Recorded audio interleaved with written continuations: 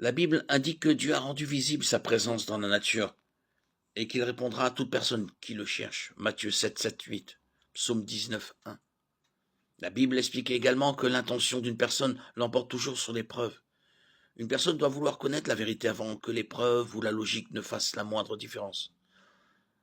Jean 7, 17.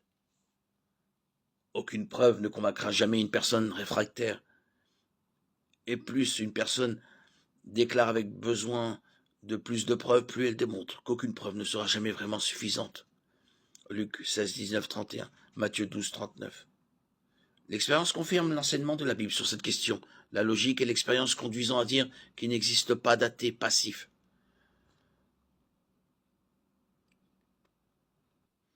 Certains groupes modernes est tout à fait comparable à cette situation. Un des groupes prétend que la Terre est plate. Malgré les mythes qui prétendent le contraire, l'humanité dans son ensemble savait que la Terre était sphérique, bien avant Christophe Colomb. Les preuves naturelles disponibles étaient évidentes de l'époque des auteurs de l'Ancien Testament et des philosophes grecs, et étaient observées et interprétées. Ceux qui utilisent l'argument de l'incrédulité à l'égard de Dieu hésiteraient à affirmer que les partisans modernes de la Terre plate sont ouverts à la notion de planète sphérique, ou qu'ils sont disposés à changer d'avis sur la question. Même si cela pouvait être vrai en théorie, cela n'est pas en pratique.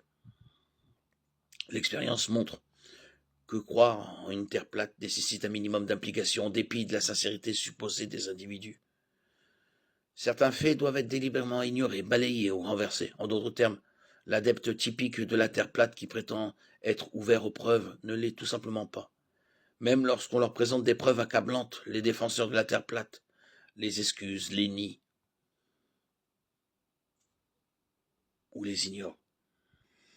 De plus, la logique montre que l'existence d'une personne ouverte, mais non informée, ne prouverait pas que la Terre est plate.